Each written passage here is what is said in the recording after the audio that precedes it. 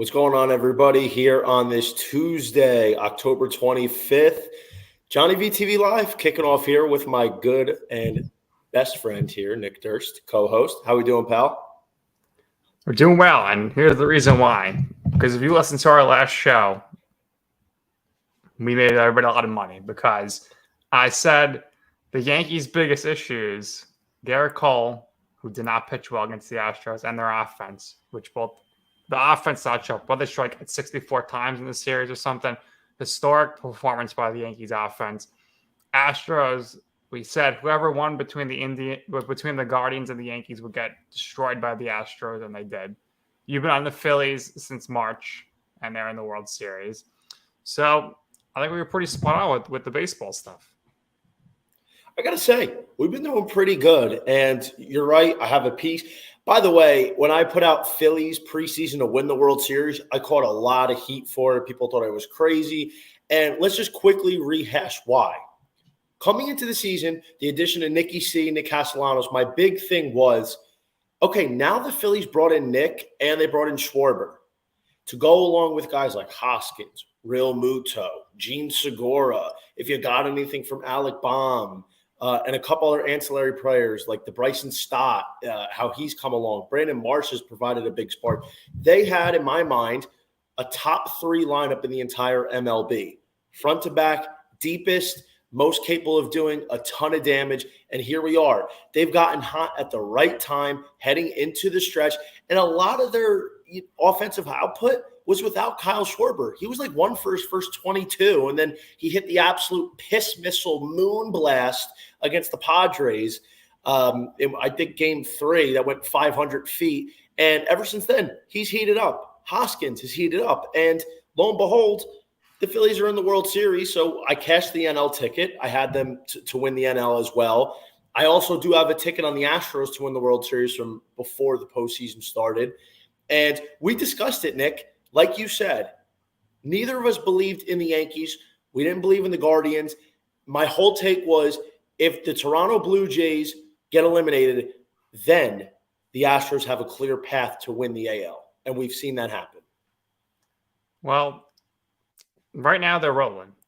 3 wins to 0 in the divisional round, 4 to 0 in the ALCS. I'm sure we'll give our World Series predictions at some point. And right now they just look like this team that is just on a roll. And they've done everything the right way as an organization.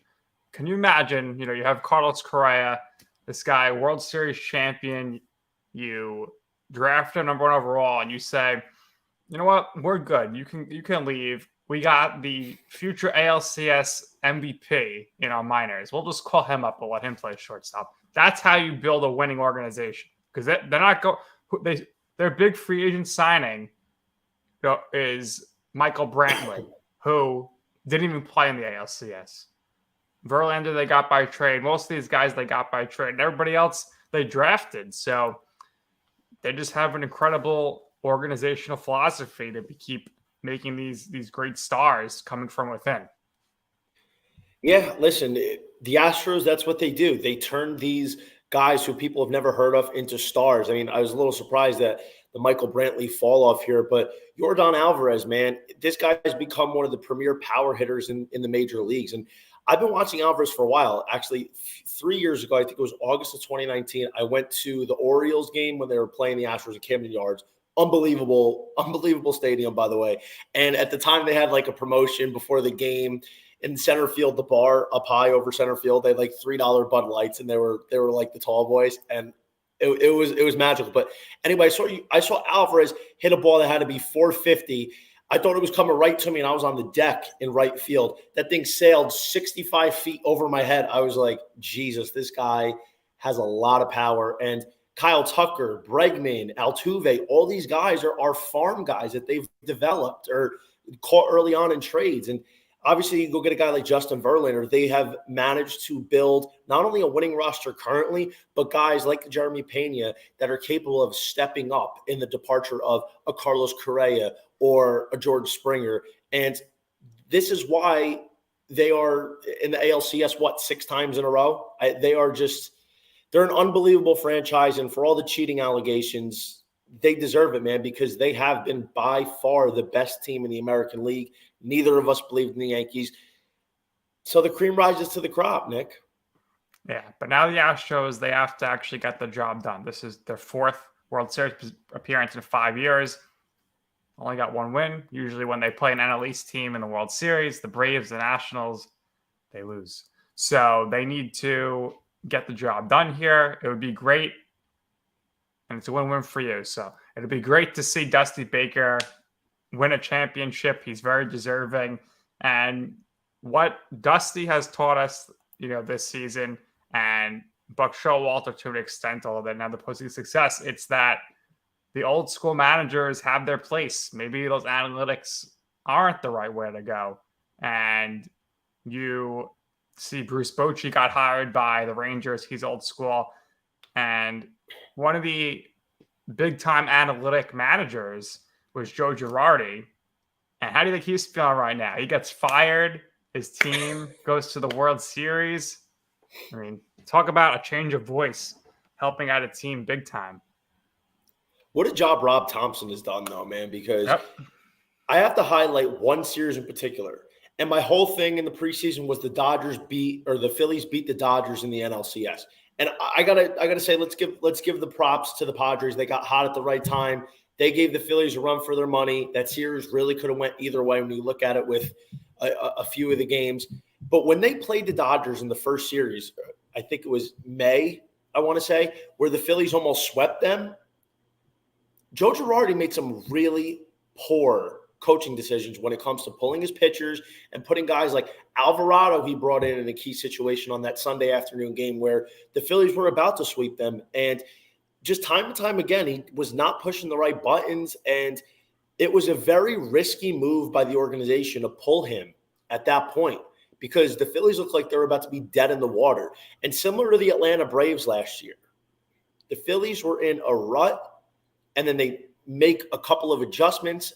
Obviously, the coaching wasn't there for Atlanta in terms of him getting fired, but they go on a run and they find ways to win and ultimately are at least in the World Series. I mean, Philly, man, who knows? They are a hot team right now. I don't think anybody wants to face them, especially given how good they are right now, even with the Astros playing lights out, winning 7 of 7 games in the postseason. So my next question is, where are you going with the World Series? Who wins it? Well, it's no surprise that the Padres and the Phillies and the Astros made it so far because if you look, what do they do at the trade deadline? They made major moves. The Mets didn't do anything. The Yankees didn't do anything. The Dodgers didn't do too much. The Braves didn't do too much. Last year, the Braves, they made all these trades. They go to the World Series. So you can't sit pat at the deadline. It'll come back to haunt you in October, and it did. The Padres, they went out. They got all these players, Bell, they got Hader, they got Soto. They did absolutely horrible in the regular season, but in the playoffs, they showed up. Phillies, Robertson, he's been great. Syndergaard, I don't think he's pitched in the postseason, but he was like 7-0 in the regular season. Astros got Trey Mancini, so making those moves is key. As for the World Series, the Phillies are not going to get away with your guy Nick Castellanos doing nothing in this series. He's got to show up. Right now, he's not. I don't know if he's going to turn it around. Harper, you think I would assume he's going to be great. Schwarber's going to be good. 2 big lefties. The Padres, they didn't have too many lefty pitchers or lefty relievers. They had Hader, who Melvin left in the pen to not face Harper there in the 8th. The Astros, Johnny, they got a lot of lefties, dominant lefties. So I'm going to say that the Astros are going to make history and they're going to sweep the playoffs. Astros in 4 over the Phillies. They're going to win 4. They won the last 4. They won 3. They're going to 11-0 in the postseason, and it'll be looked at as one of the most historic postseason runs of all time. That is a very bold prediction. I got to be honest. I didn't think the Astros were that good coming into the year. Obviously, they were very good, but I didn't think they were going to be as good as they were. I thought losing Correa and losing Springer would force them to take a little bit of a step back.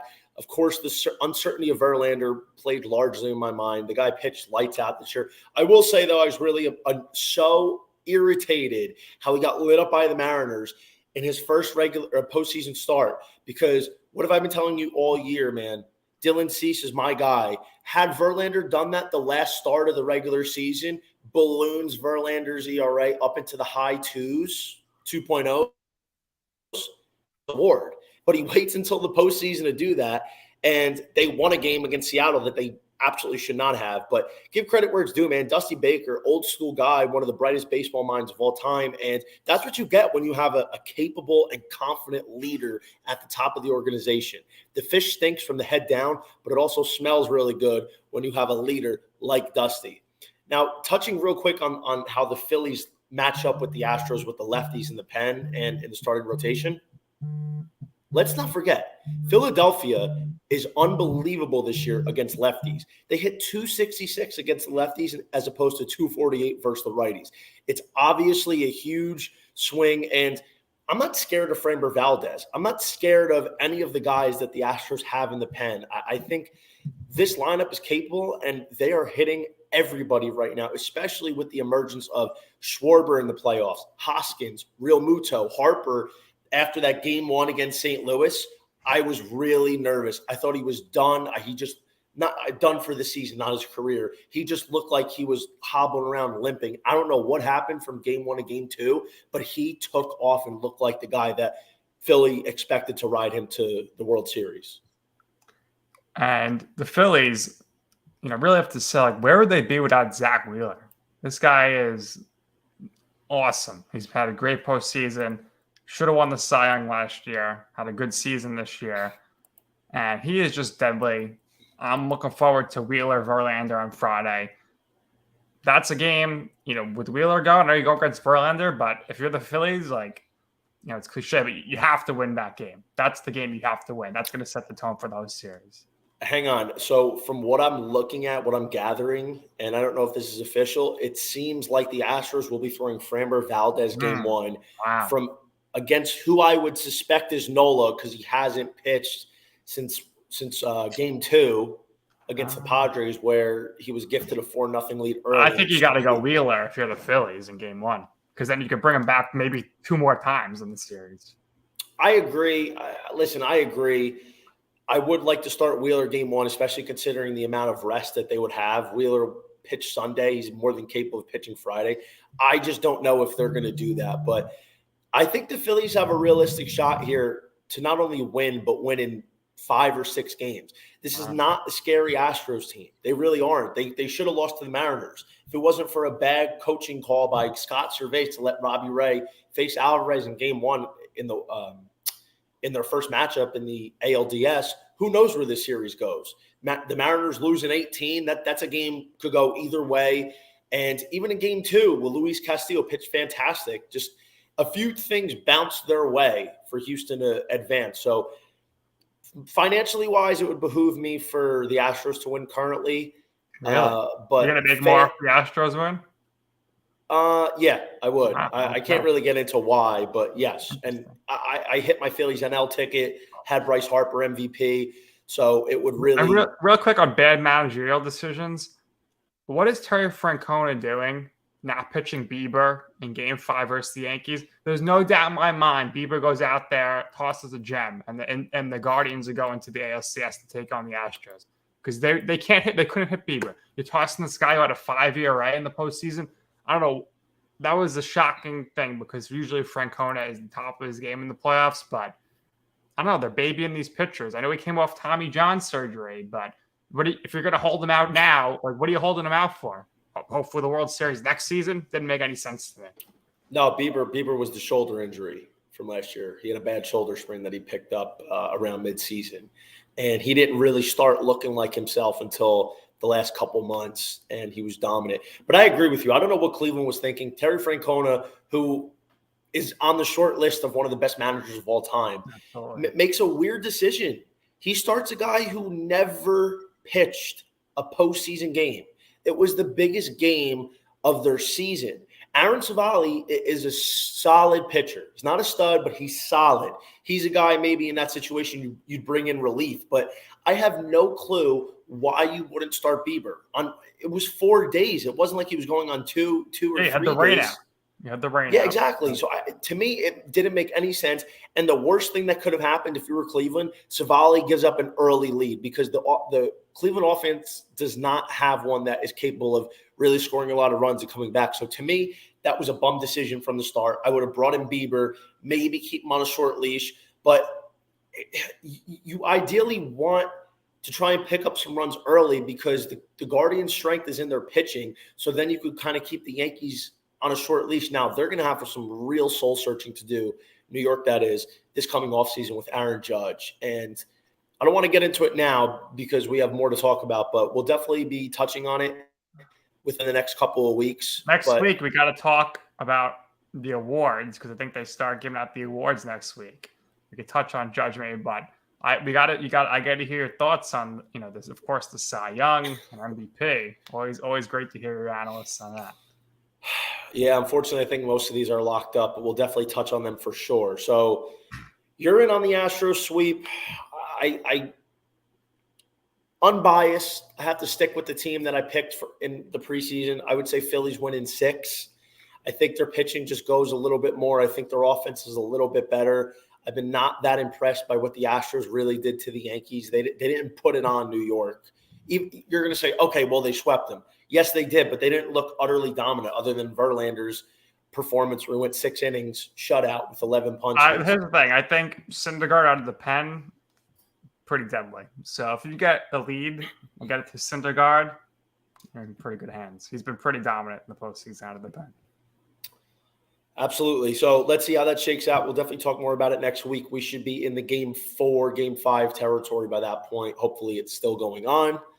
But Nick, as we're transitioning here to the NFL, what stuck out to you about Week 7?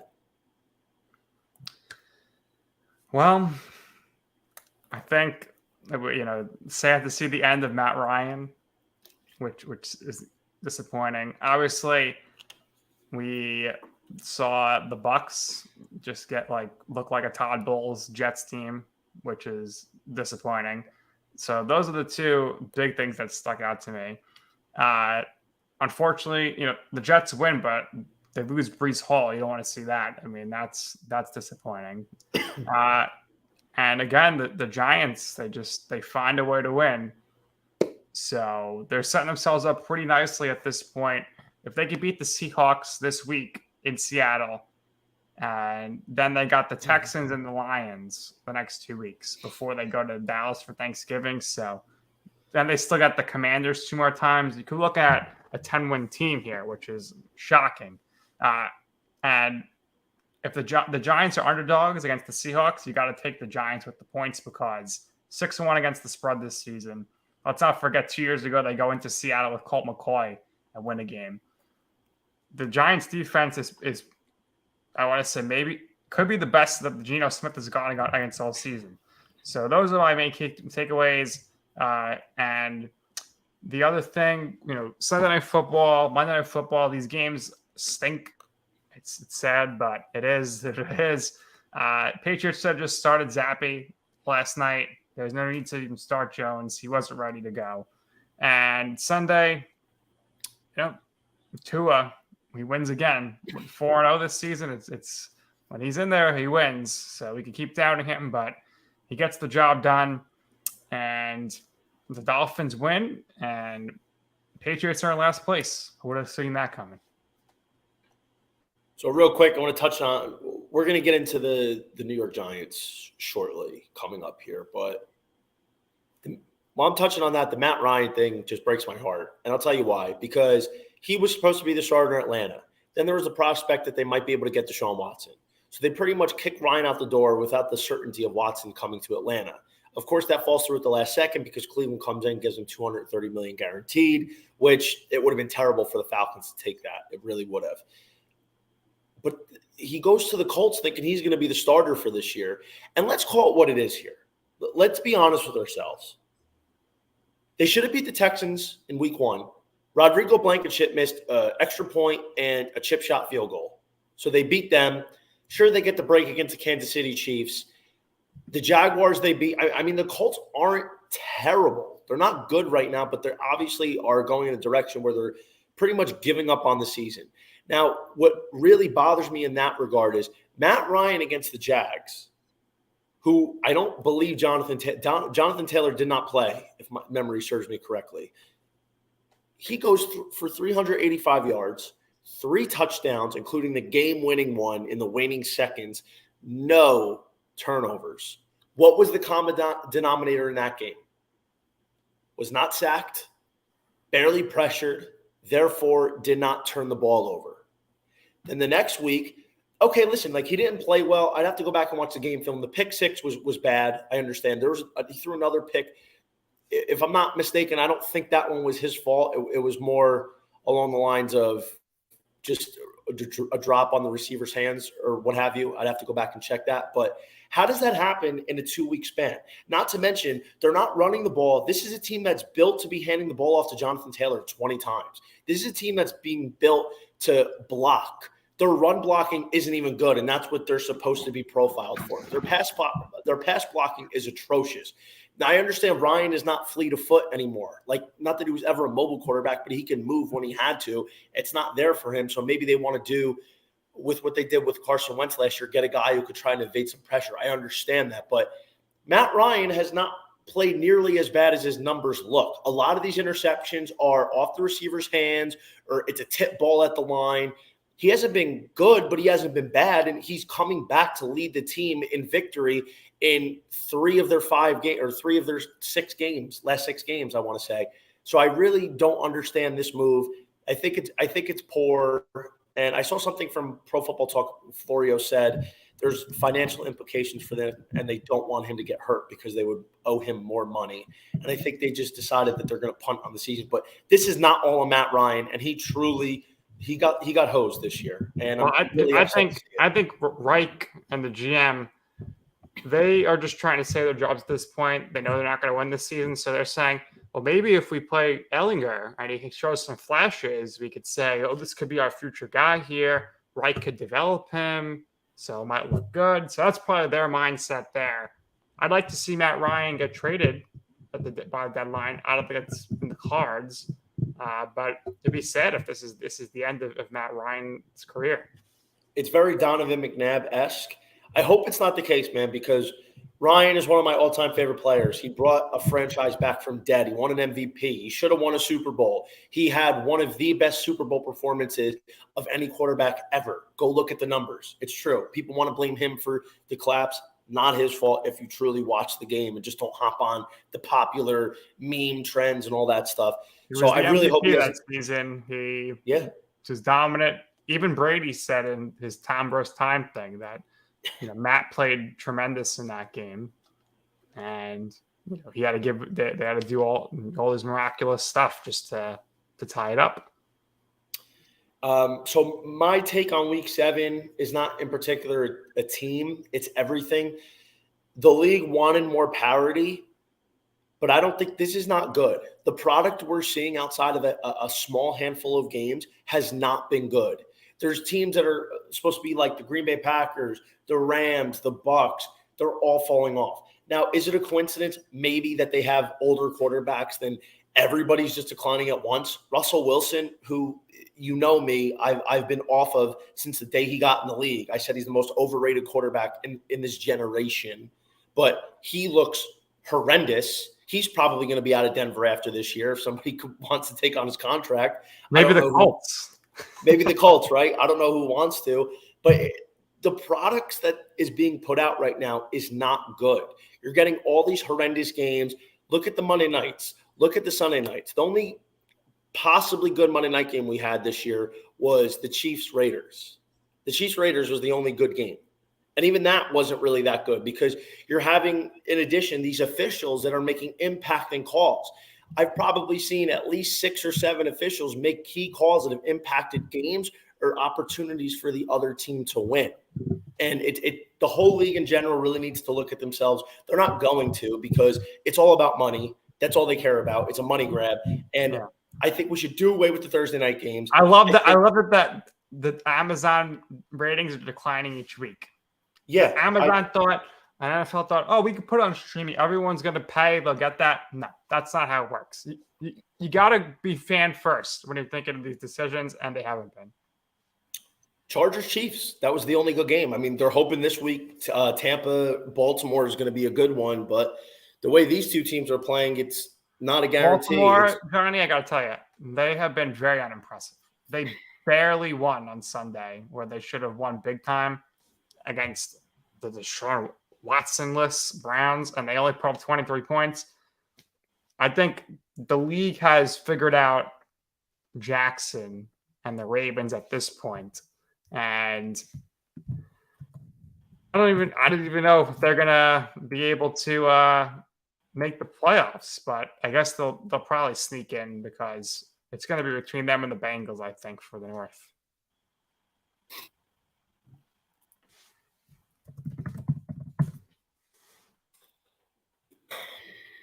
Sorry, having a little outage here.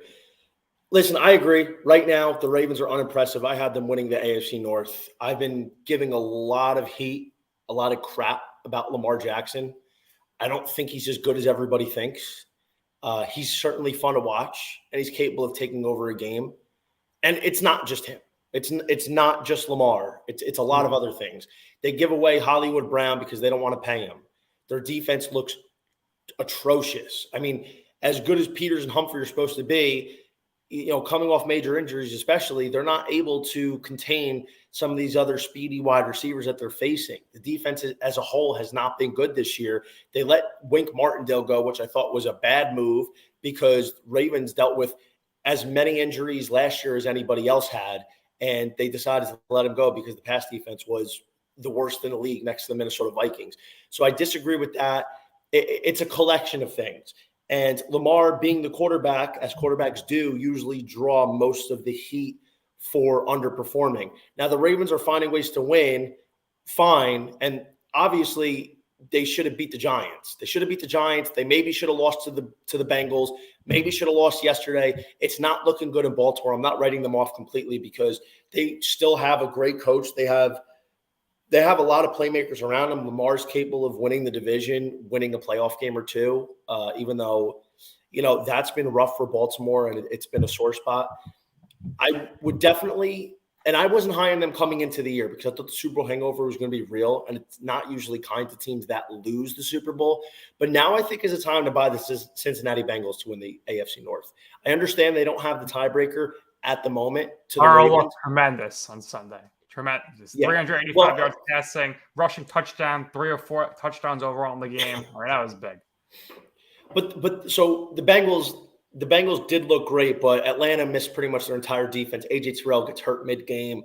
I mean, that's just going to open up the floodgates for all the stats for Jamar Chase and Higgins and Boyd and Burrow. But the Bengals are getting it together now.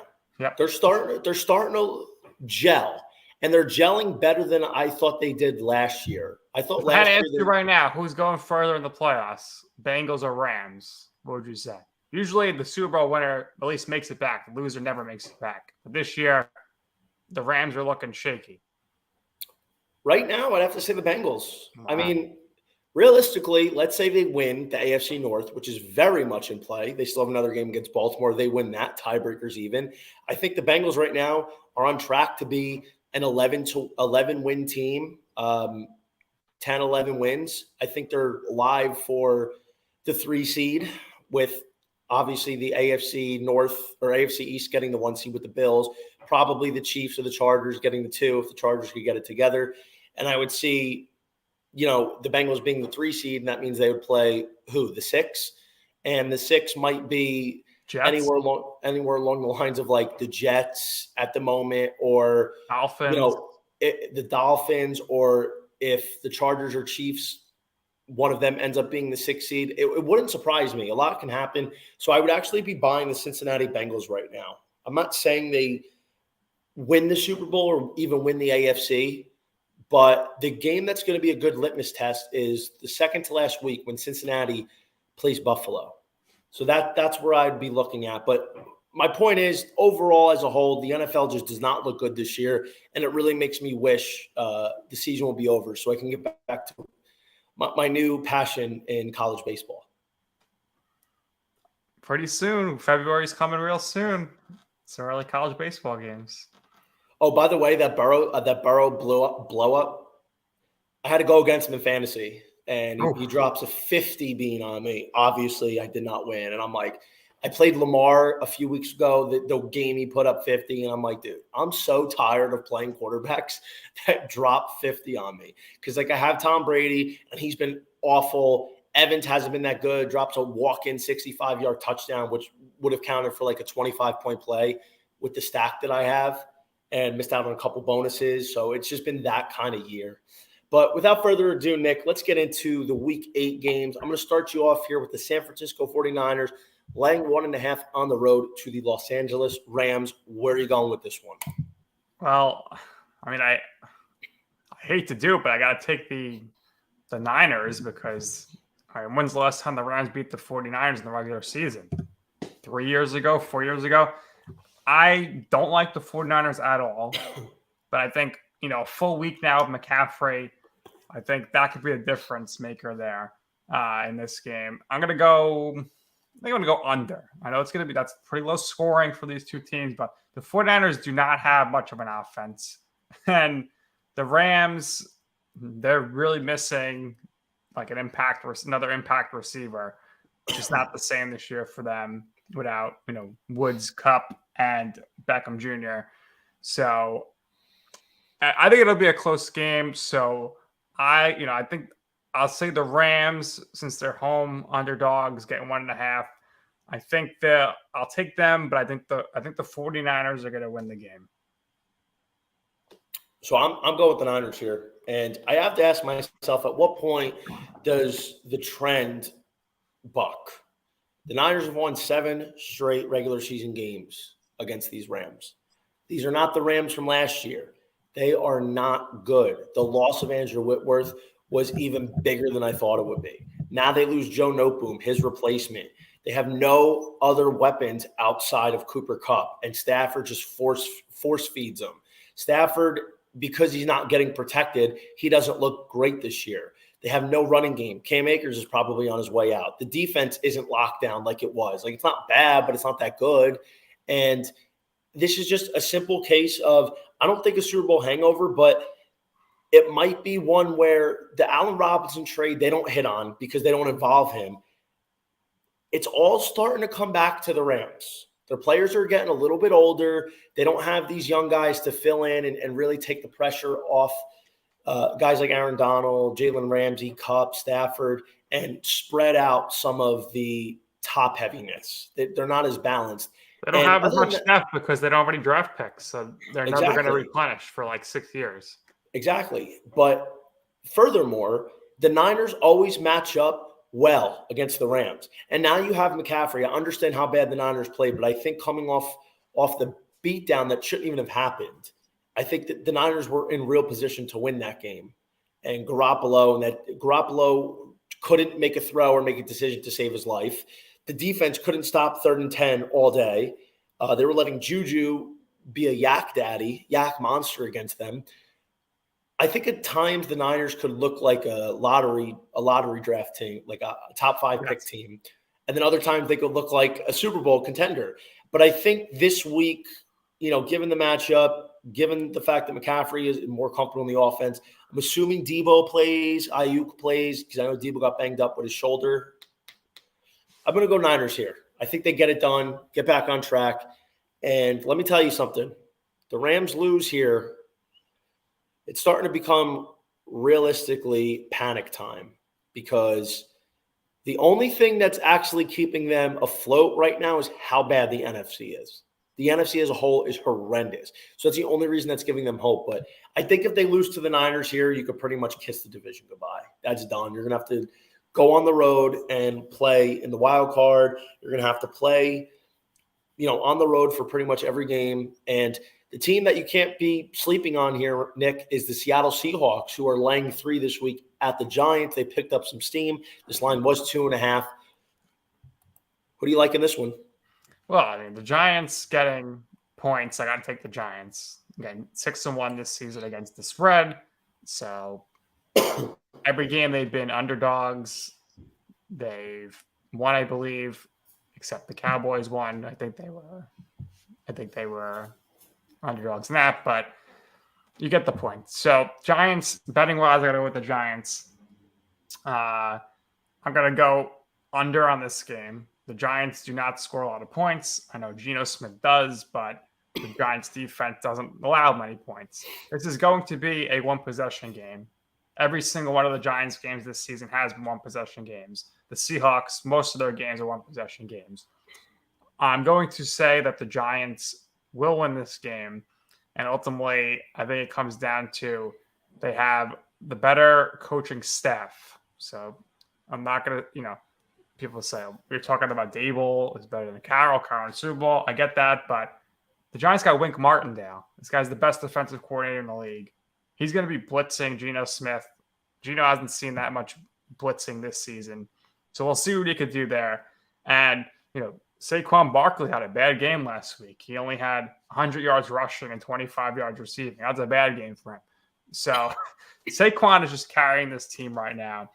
And I think that they're going to find a way to win this game. It won't be pretty. And the key here really for the Giants, if they want to win, is continue to limit the amount of pass attempts by Daniel Jones. If he's throwing over 30 passes, that's a problem because he tends to turn the ball over. Keep it low. Let him run. He's deadly running. 100 yards rushing last week. And if he's running and Barkley's running, that's an unstoppable play action. So that is why I'm going to pick the Giants, and mostly because of their defense. I think their defense is ready to go, and they've been saving them a lot at the end of the games this season. I hate betting against the Giants, but the Seahawks have become my team. Okay. I love what Geno Smith's doing. Dable, to me, was a huge hire. I wrote it up. I did take the Giants win total under this year. I think it was 7.5, maybe even 6.5. And what I said was, I don't love the Giants this year because I think there's going to have to be a lot of changes and instilling a lot of stuff. And I didn't love the Giants roster. Big questions surrounding Saquon Barkley's health. But what I did say was they would lay a lot of building blocks for next year. And next year is where I would start buying the Giants. They're moved up timeline up by a year. I'm not shocked by what Dable's done because I've believed in Dable since day one. I saw what he did for Josh Allen in that Bills offense. Anybody who thinks that Bills offense and Josh Allen, what he is now, is where they are without Dable is crazy. They're sorely mistaken. And he's got this team humming. And I believe they're winning games they shouldn't be winning. They shouldn't have won the Packers game. They shouldn't have won the Ravens game. You can make a case they shouldn't have won the Jags game. But for whatever it is, they're finding ways to win game, and that's what good teams do. Now, I don't think the Giants are that good. The team that I would buy, though, is Seattle because I believe in what Geno Smith is doing. They have a lethal running back now in Kenny Walker. Yeah, they lost Papa DK Metcalf, but they still have Tyler Lockett. They're using the tight ends in very creative ways. The defense is getting better each and every week. Tariq Woolen is the forefront at the Defensive Rookie of the Year award conversation behind Sauce Gardner. 4 picks this season, tied for the most. 2 fumble recoveries. He is 6'4", running a 4.3. He looks like they found maybe their next Richard Sherman. This kid is legit, and they have other guys stepping up. So I think realistically here, the Seahawks should win, should cover. I don't love the 3. I probably wouldn't play Seattle if this gets outside 3 to 3.5. I did love him more at 2.5. So if you want to take Seattle on the money line and lay it, I would. I do think 3 is a fair price here. One more note on this game. Geno Smith, Saquon Barkley, the 2 top candidates in the comeback player of the year. Barkley's around -200. Geno's around +400. I have Geno at 20-1, so I'm hoping Seattle and Geno continue to thrive. I think if they make the playoffs and Geno's got some good numbers, he's got a chance. Of course, Barkley plays in the New York market, and he's a stud. He was a high draft pick, and he's just putting together an incredible season thus far. So I think that's also a great angle to watch it from as well. Geno Smith, of course, ended the Eli Manning quarterback starting streak. He had that start up in Seattle, so it was meant to be for him.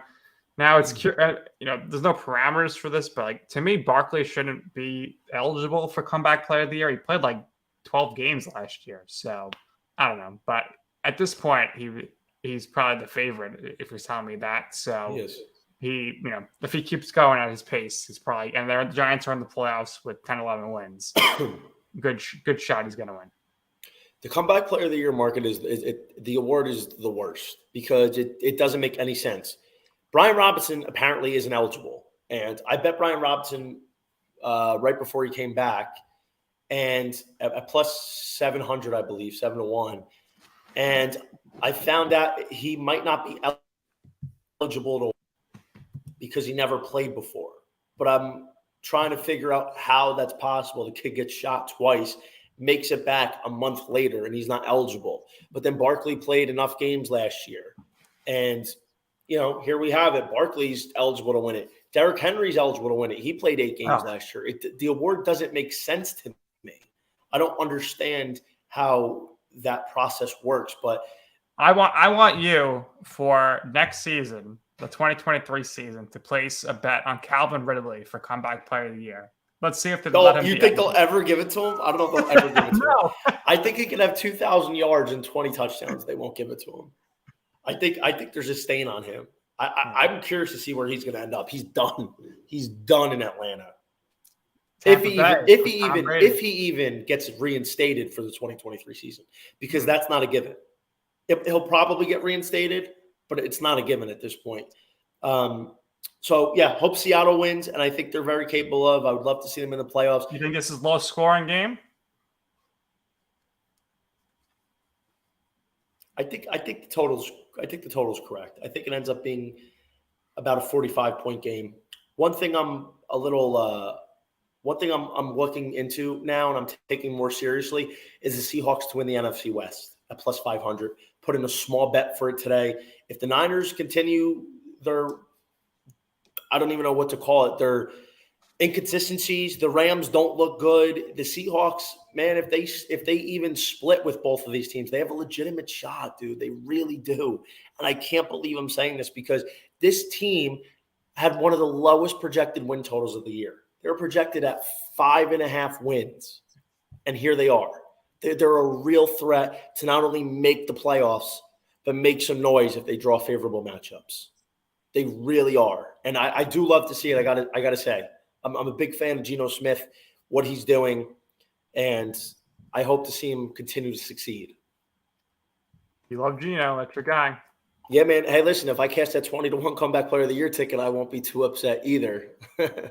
So getting here to our last game of the slate, Nick, we have the Arizona Cardinals. That is an incorrect line. Sorry, let me adjust. I don't know why that is. We have the Cardinals getting 3.5 on the road to the Minnesota Vikings, who are coming off of a bye. Excuse me. I apologize. Where are you going with this game here? Who do you like? Going with the Vikings. I was on BSN on Sunday. I said I like the Vikings at this point to win the NFC. I think there's great value betting them at this point. They're going to win the North. I don't think Rodgers and the Packers are going to be able to turn this around. Been wrong before about the Packers, so we'll see. But I like the Vikings here. They're at home, so I'm not really worried about them, giving 3.5 points. So like the Vikings to win this game, like them to win it by at least a touchdown.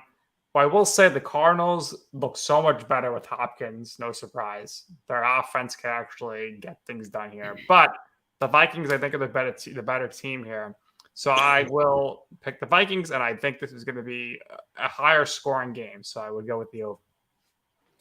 Yeah, we're on the same side here. I like the Vikings laying 3.5. People are like, oh, let's get the hook. Let's get the Cardinals outside of the field goal. That sounds better. But remember something. Nobody, Nick, how many times have I said this? Nobody in the business has a better read on the Cardinals than I do. I've literally been. What did you have on them last week? Did you have them? What did you have? No, I didn't play their game. I don't touch Thursday night games. Okay. I've been on the right side of them every week except for I think 1 week. I forget which week it was. Maybe when they played the Eagles, when the Eagles should have covered that 5.5. I've been on the right side of every one of their games, probably dating back since the middle of November last year. I know what they're going to do before they do it. I think the Vikings coming off a bye, rejuvenated, guys coming back. Justin Jefferson should run wild on them. Although I'll say this about the Cardinals, man. Let me say this real quick about this Arizona defense. As bad as it's supposed to be, they have, for whatever reason, done a great job scripting against Alpha 1 receivers. They held Cooper Kupp. And they held Cooper Kupp to under 65 yards for the third time in the last 4 regular season meetings. They held Devontae Adams. They got Jefferson. But guess what? They still got Thielen. They got Dalvin Cook. They got Irv Smith.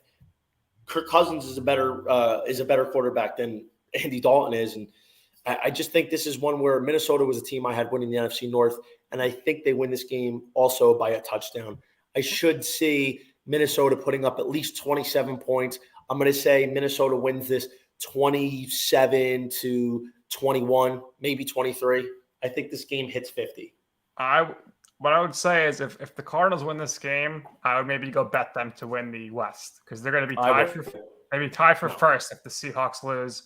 So I like them better than the Niners, of course. I like them better than the Rams.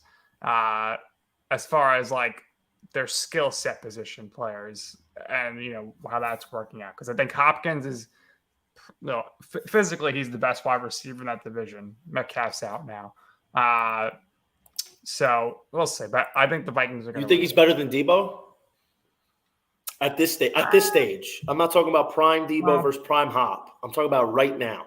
It depends. I can't go against Debo. Samuel's really not. He's not a wide receiver, so he is. They classified him as like a hybrid in his contract. So, and he runs. That's that's a money negotiating incentive. I still think Samuel's got it. Obviously, DK, I don't think will be out for that long. But Hop definitely put some life into this Cardinals team. They're still missing Hollywood Brown. That's a huge one. They're going to try and hopefully get Rondale Moore some more involvement.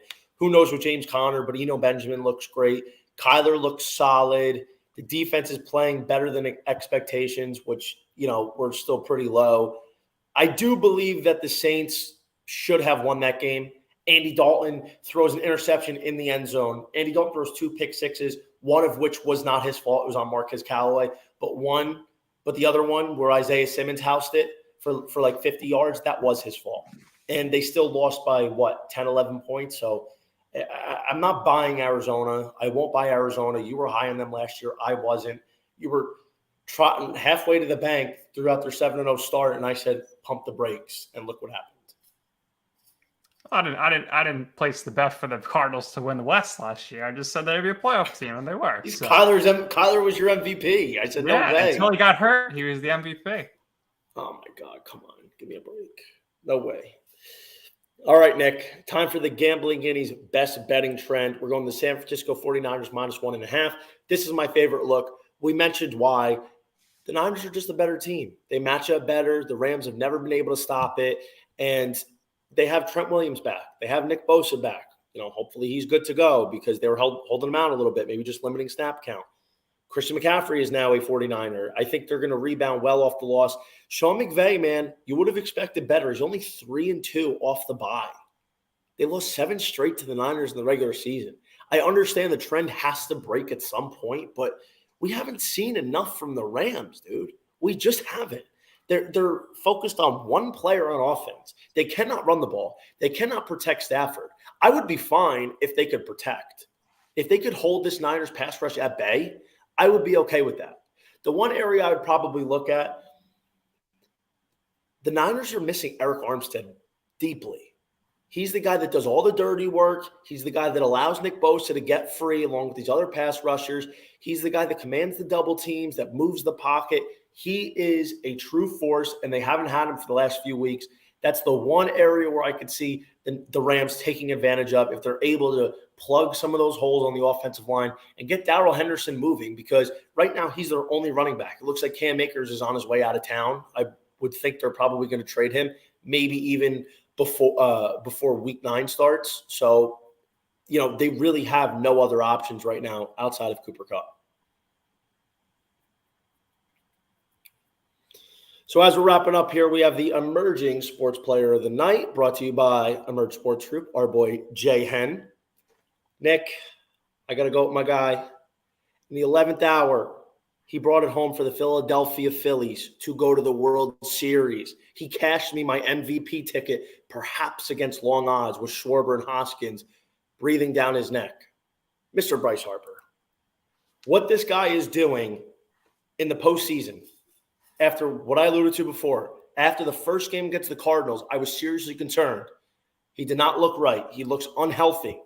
But since game 2, this kid has went nuclear. He is just outrageous right now. And I think he's going to be the reason why the Phillies end up winning the World Series. I think he's in for maybe a 3-home run, 10 RBI series with some key hits to get this Phillies over the hump, get this first World Series since 2008. What say you? Well, I mean, it wasn't necessarily the 11th hour. If they lost the game, they still have 3 more shots. I think Harper is going to be the reason they lose the World Series because he can't play the outfield. So Castellanos and Schwarber, your guys, going to come into play defensively big time in the World Series. That's my thoughts on the emerged player of the night. It's a fair point. We shall see starting Friday. Nick, give me your final thoughts for the evening. Right now, I think through this point of the season, we got to give it up for your boy, Josh Allen. Clear-cut MVP. I know you don't like him, but he's going to be the MVP. Sorry to break it to you. I don't dislike him. You hate Josh Allen. Continue. I don't hate Josh. Continue. I don't. But my main point is, if you want to make some easy money every week, bet the under on Justin Fields' completions. Last night, he did it again. Under on his completions. It was 13.5. He had like 9 in the first half. This guy does not throw the ball. And every week he's just hitting the under, and the under is always the under. You're always getting the favorable odds there at the under. You look at his game logs: 8 completions, 9 completions, 10, 11, 13.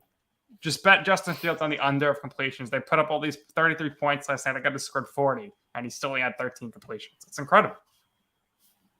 Sure is. You texted me the play, and it was a very interesting one because that one hit. That's my final thoughts are, stay sharp in these future markets because these are the type of times where you're going to be able to find value. You have a big enough sample size to see what other players have been doing and how the markets are being shaped. So I would just make sure to stay vigilant, keep your eyes open, and have enough in your bankroll to be able to exploit some of these generous numbers because the future pricing across different books is not always cohesive and it is not always correct. So that does it for us here on JohnnyVTV. Follow us on Twitter. I'm at JohnnyVTV. That's wrong. He's at Nick_Durst. Make sure you tune in next week. We'll be having Taylor Mathis. She was supposed to join us today, but she is sick. Wish her well. Tune into Johnny V with Rick Kamla. What?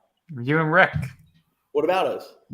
Tune in. You got to check you out. I'm assuming you're going to be out with Rick again at some point. Yeah, every Thursday or Friday. I'll probably say Thursday. I like doing Thursdays now. Yeah, Rick's my guy, man. I love going out with Rick. He's the best. But that does it for us. We'll see you next week. Everybody, catch some winners.